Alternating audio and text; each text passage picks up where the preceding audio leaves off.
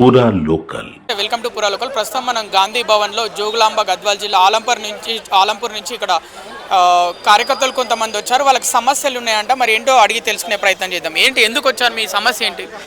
మాది అల్లంపూర్ తాలూకా జోగులాంబ గద్వాల్ డిస్టిక్. నేను రాజుల మండల్ కాంగ్రెస్ పార్టీ ప్రెసిడెంట్ని. అయితే మొన్న జూన్ 2వ తారీఖు తెలంగాణ జెండా విమోచన సందర్భంగా ఎంపీ గారు మల్లురావు గారు రావడం జరిగింది.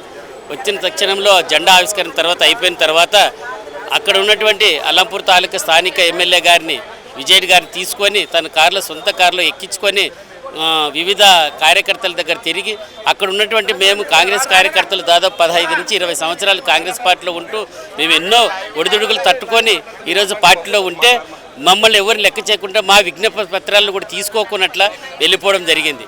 అటువంటి వ్యక్తిని క్రమశిక్షణ చర్యలు తీసుకోవాల్సిందే. అదేవిధంగా రేపు ఇంద్రమిళ్ళు కూడా అంటే ఇప్పుడు స్థానిక ఎమ్మెల్యే గారికి ఇవ్వడం జరిగిందంట. అయితే స్థానిక ఎమ్మెల్యే ఒక బీఆర్ఎస్ క్యాండిడేట్. అటువంటి వ్యక్తికి ఇస్తే రేపు జరిగే స్థానిక సమస్య ఎన్నికలు కానీ జరిగేటువంటి ఇది కానీ మాకు చాలా ఇబ్బందికరంగా ఏర్పడే అవకాశాలు ఉన్నాయి. కాబట్టి అటువంటి వ్యక్తిని క్రమశిక్షణ చర్య కింద తీసుకోవాల్సిందిగా కోరడం. మీరు పార్టీలో ఎన్ని సంవత్సరాల నుంచి ఉన్నారు? 25 సంవత్సరాల నుంచి పార్టీలో కొనసాగుతున్నారు.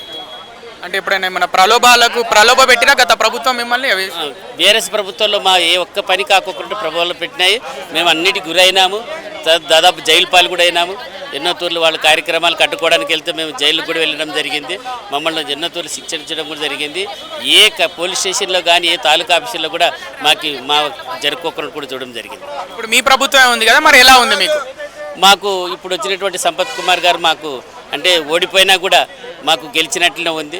ఆయన మాకు ఏమైనా బాధకులు ఉంటే వెంటనే ఏదైనా ఎంఆర్ఓ గారు కానీ పోలీస్ స్టేషన్లో కానీ ఏదైనా మాట్లాడుతుంది, సార్ మన ప్రభుత్వం ఉంది కదా ఏదైనా మాకు జరగాలంటే వెంటనే ఆయన తక్షణమే ఫోన్ చేసి అయ్యా మా పార్టీ వాళ్ళు మన కార్యకర్తలని చెప్పడం జరుగుతుంది.